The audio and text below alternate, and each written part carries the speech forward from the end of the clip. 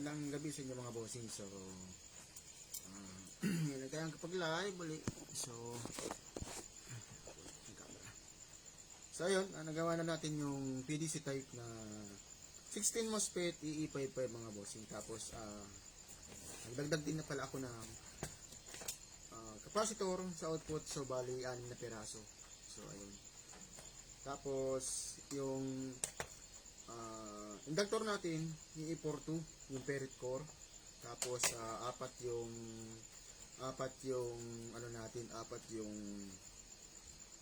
electrolytic capacitor sa output. Tapos 1 2 3 4 5 6 walo yung diode natin sa output. Yan. Tapos meron din siyang syempre flip-flop. Tapos syempre meron din yan protect. Ayun. Tapos may delay of fan. Yan. Tapos syempre yung input natin, 4 na piraso yung input na electrolytic capacitor. So ayun. So kita nyo mga boss. Solid yung pagkakagawa natin. So pwede na natin i-testing mga bossing. So testing tayo.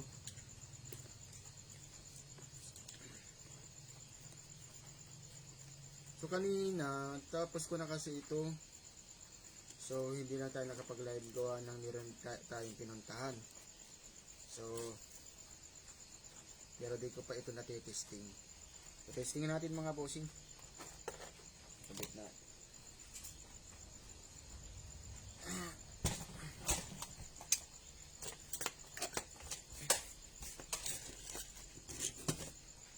Tapos wala pa siyang switch mga boss.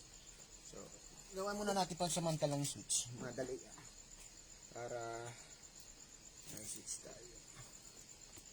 Gawa natin madali ang switch mga boss.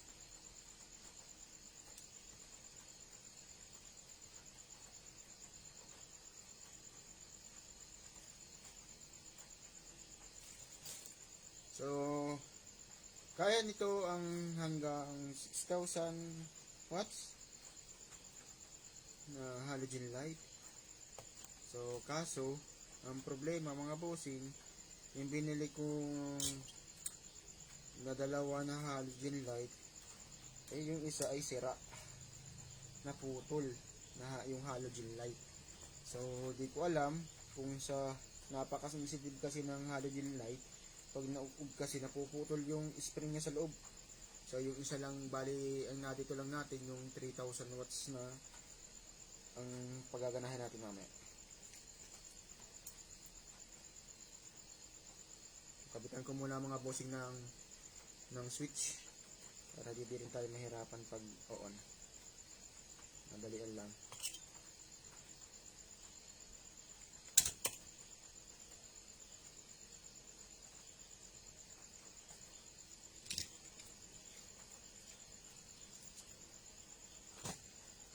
Wala pa rin itong wala pa itong case. Gagawa pa natin ng case mga bossing.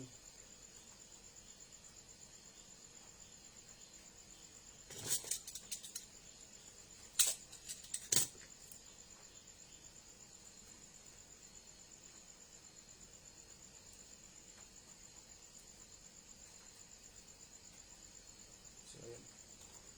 Kapit natin sa battery. Tapos syempre yung tester natin na halot na bulb. Okay.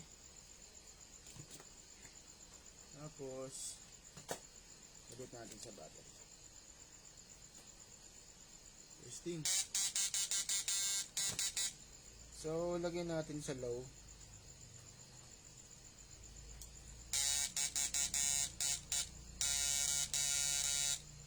Muna natin yung flip-top ng bossing.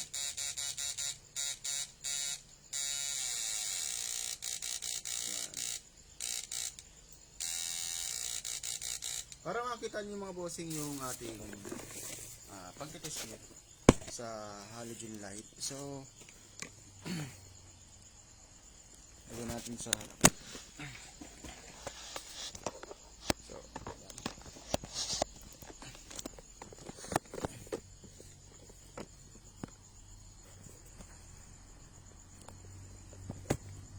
So ayan mga bossing. So yun yung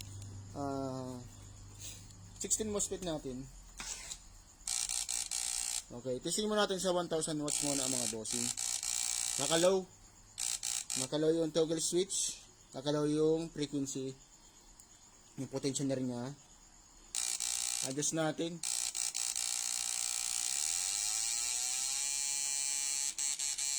Yun yung low niya mga bossing.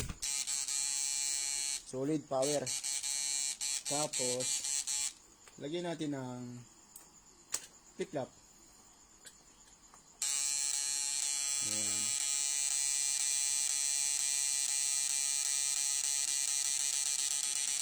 Ayan.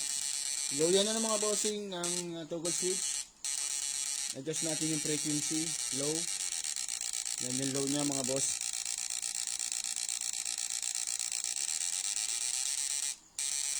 Tapos adjust natin low. Lagyan natin yung switch high.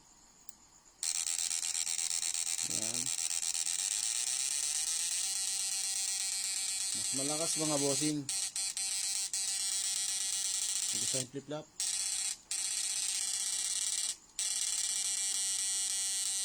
Napakalakas.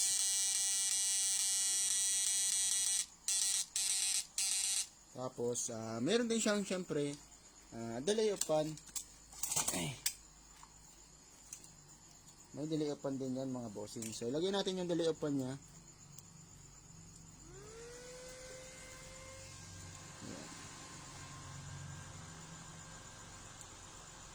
Singit muna natin.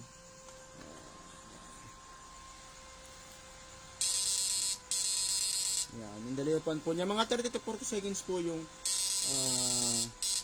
delay po niyan bago po mawala yung ano niyan, yung mag-off po ng kusa. So lagyan natin ng 2000 watts mga bossing.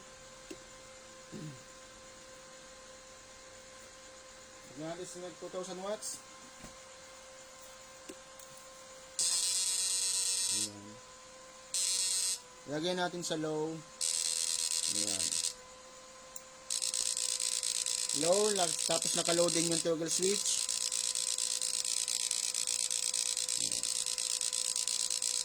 Ayan natin adjust.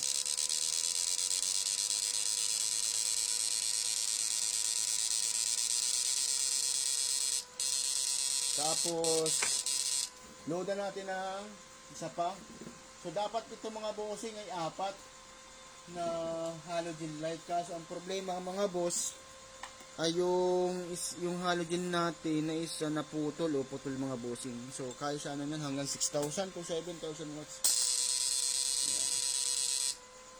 So 3,000 watts kaya sana yan hanggang 6,000 kaso putol ay sayang. Kabibili pa naman isa natin ito mga bossing.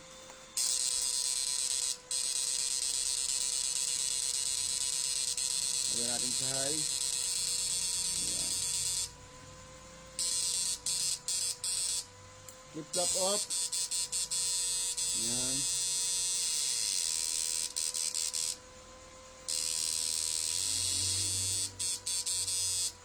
So, may nagsasabi bakit daw na ganda minsan yung tunog nung ating PDC type. So, meron po kasi ng ganito, pwede pong lagyan. So, pampaganda rin yan. Tunog. Pampaingay lang yung sa gitna ng ferrite core ng inductor. Gawin natin.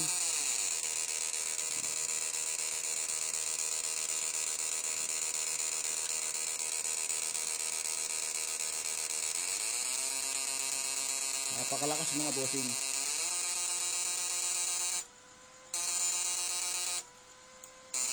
Low. Ayan yung low niya mga bossing. Tapos nakaload din yung frequency, toggle switch. Tapos nakaload din yung frequency adjust natin.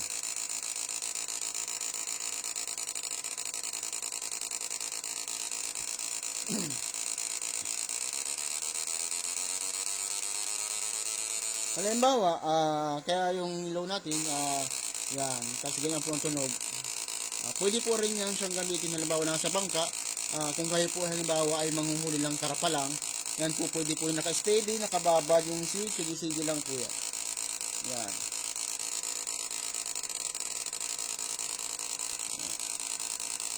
Mas mabilis. Kung gusto mas malakas-lakas, adjust po natin yung frequency. Yan.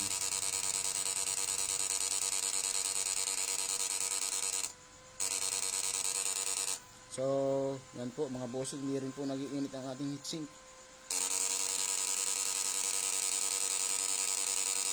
Adjust po tayo.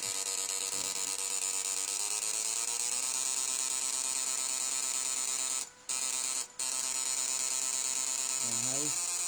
Yan, high.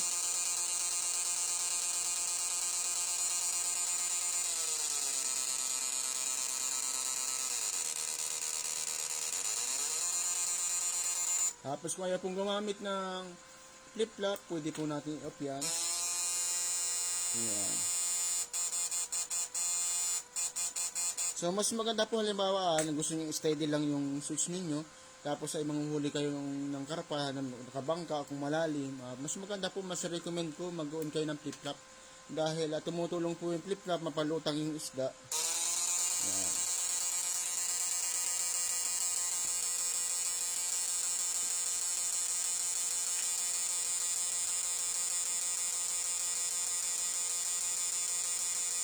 Napakalakas mga bossing.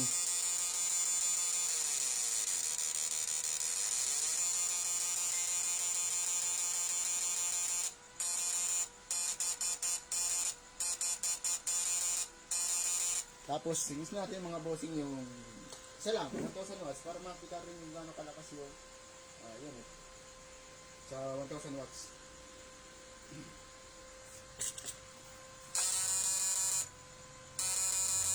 Napakalakas mga bossing.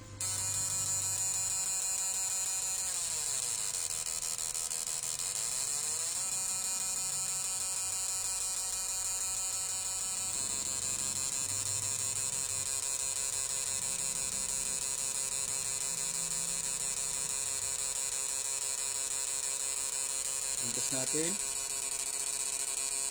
Nagbabasagin yung 1,000 watts mga bossing. Ayan.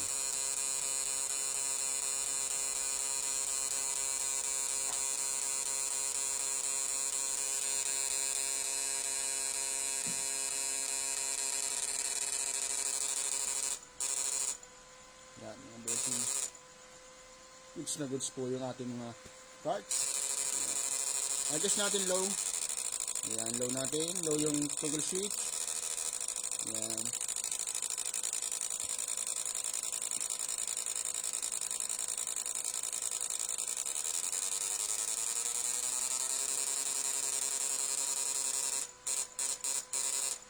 Iba naman, pwede naman po, halimbawa, ayaw ninyo, wala sa ganito. Kung halimbawa, sa mga inverter, kung gusto nyo mas maingay, pwede natin lagyan natin ito ng speaker.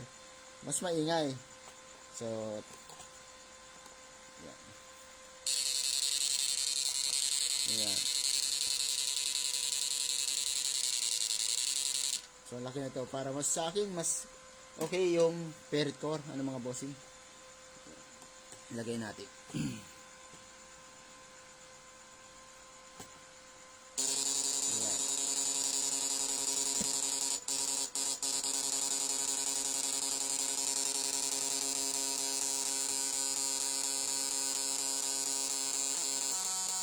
High.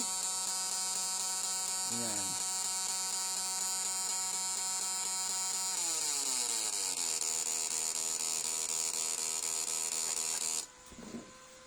Tayo, lagay natin load tayo ng 2,000 watts.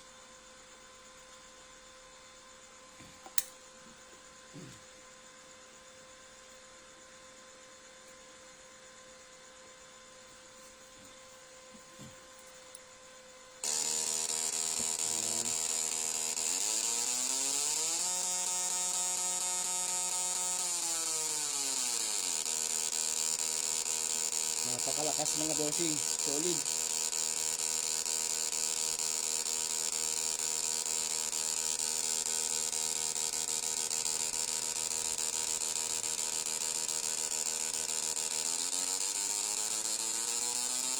Pwede po ito mga bossing na pang buhat-buhat sa likod, or pwede rin po itong pambangka, ano. So medyo ito po ay medyo malaki-laking unit.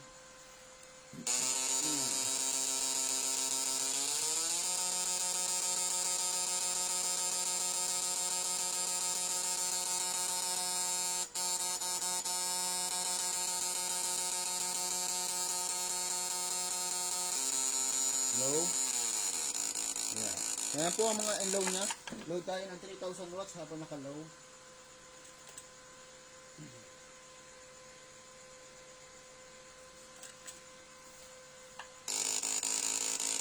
Yan.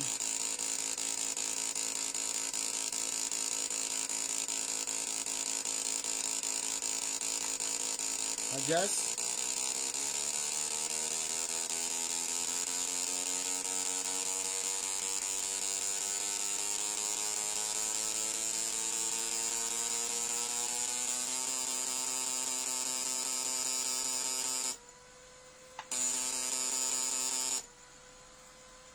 High. Yan. So, yung mga nagtatanong po kung alin daw mas malakas, ang PDC type ba or ang transformer type, mas malakas po talaga mga bossing ang PDC type. So lalo na ito, 16 MOSFET pa lang po ito sa EE55, lalo na po pag ito ay yung nag 20 MOSFET na hanggang 24 to 30 MOSFET, mas malakas na po maigi.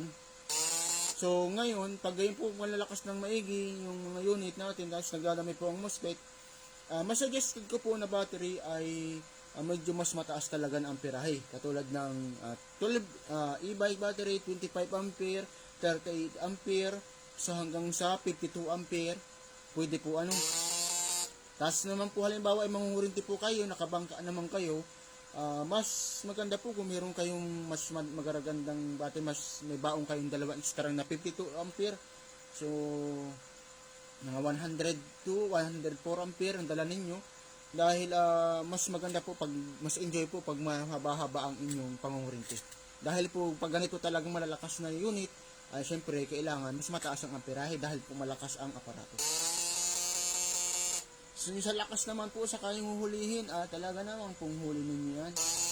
Kahit pa po gasing laki ng sagwan yung tilapia, ay baliktad po yan mga bossing.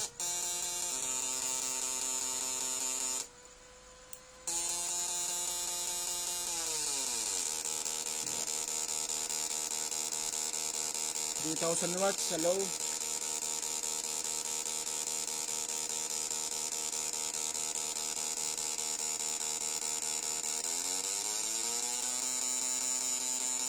Split up.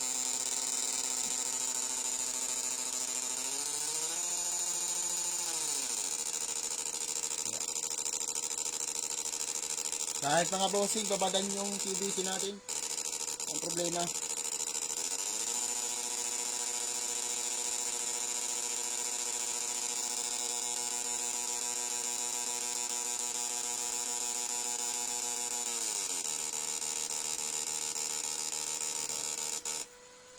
sunod po mga pagkatapos nito natin pagkagawa natin ito, pagkalagay ng box, sunod po na natin gagawin ay puro mga transformer type na po, sunod-sunod na po yan. Yung sa mga nagpapagawa po, malapit na po sa inyo mga bossing, kung kayo na lang po low.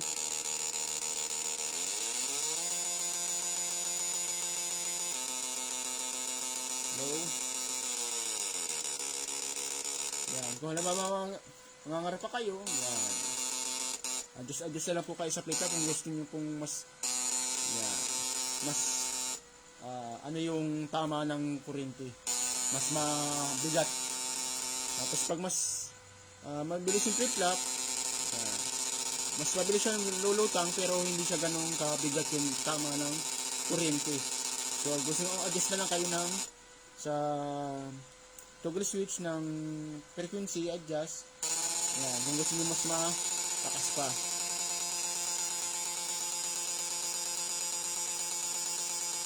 Solid mga bossing. Yung sa mga gusto pong magpagawa, PM lang kayo mga bossing ng ganito pong unit. So made to order po ito. medyo po matagal buuin din ito, ano.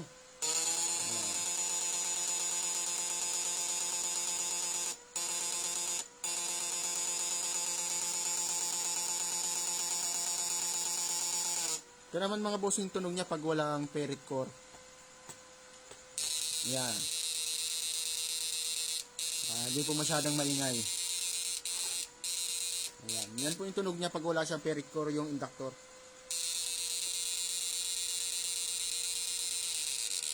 Ayan. Ito po bossing ay ulit-ulit ko pong sinasabi. Ang PDC type po ay hindi po ito waterproof. Hindi po ito pwedeng mabasa dahil po makita na naman ninyo, more on electronics yung parts nyo. Pero yung lakas po nito, wala pong sinabi ang transformer type.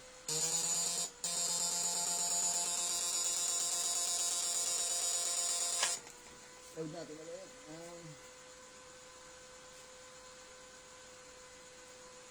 2,000 watts. 2,000 watts naman.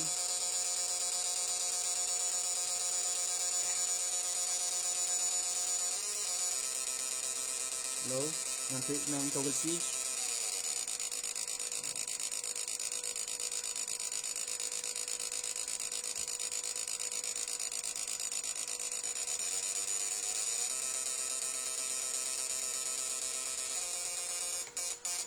Load tayo ng tagalin natin. Isa 1,000 watts.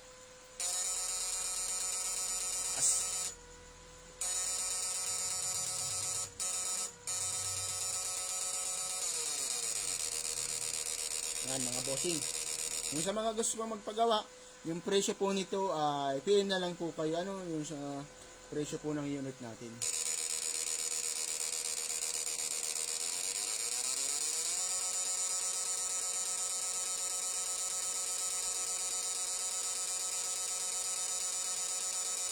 Solid.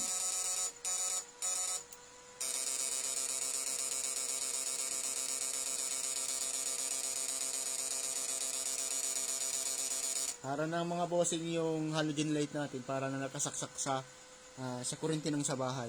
So, yan po kalakas yung unit.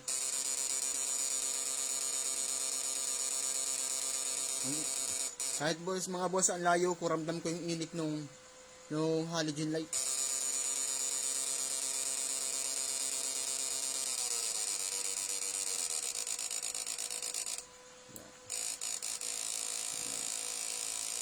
Yan po yung low natin. Yung pinaka-low po ng unit. Yan po. Low niya yan. At saka low po yung frequency. So, pag naka-low po, yung consumo po ng battery, sa battery natin, hindi po siya masyadong malakas. Siyempre, pag nag-adjust ka, malakas din yung battery. Yan. Kung gagamit kayo mga bossing dito ng 12 and 12 sa ganito kalaking unit, sa ganito kalakas, baka po abutin lang yun ng isang oras or wala pa. Dahil malakas po itong unit na ito. So, ang required ko dito ng battery ay e-bike battery, 25 ampere pataas.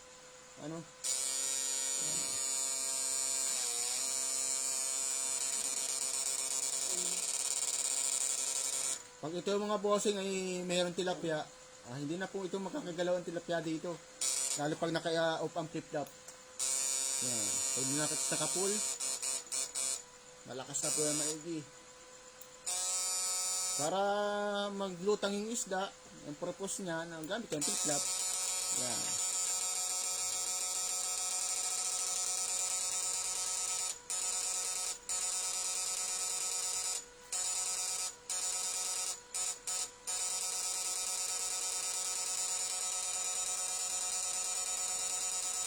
Solid mga bossing.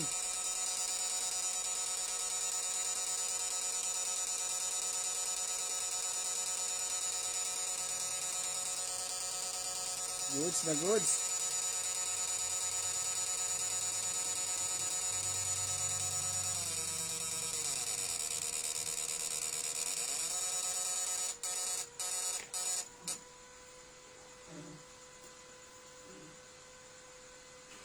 Load ulit tayo.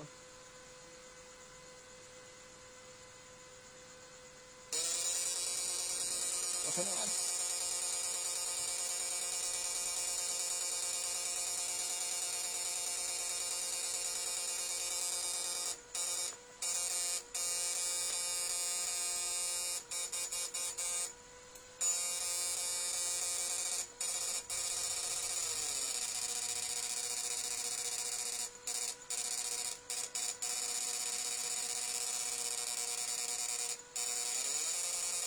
Yan, sa mga gusto pong magpagawa mga bossing. So, PM lang kayo mga bossing may order po tayo. Wala po tayong COD mga bossing. So, sa mga gusto pong magpagawa.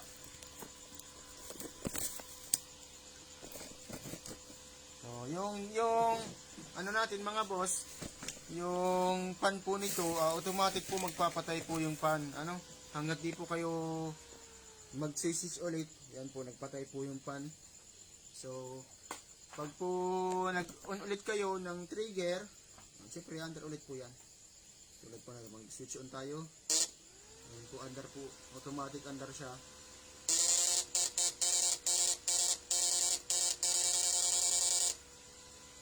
Yan mga bossing. So, goods. Yan po So, ang nagpagawa po nito mga bossing ay si Sir. So, yung ating listahan ng mga sunod mga nakapilang unit.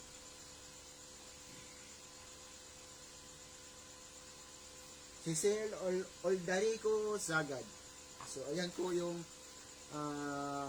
nagpagawa nitong unit na ito. Si Sir ay nasa ibang bansa po So ito ay syempre padadala natin ito sa kamag-anakan niya dito sa Pilipinas. So yan po. Saan ba gayon si Sir? Sa yata si Sir, kung di ako nagkakamali, nasa Guam yata si Sir. Yan po yung siya po nagpagawa nito.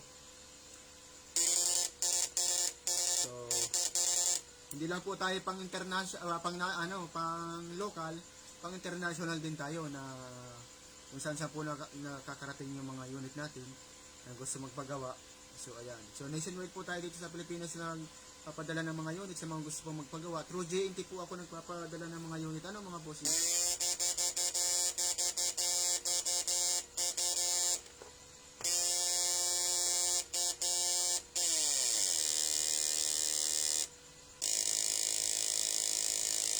Pagka ng tunog mga bossing.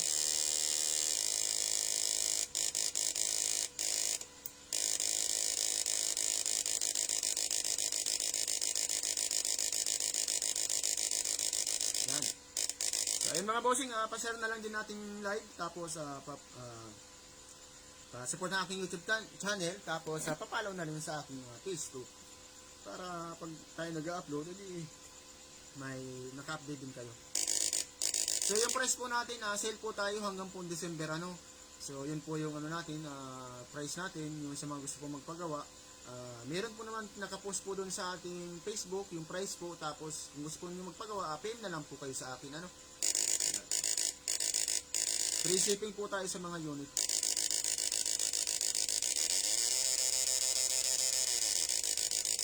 Yan mga bossing, salamat po sa inyong panonood mga bossing.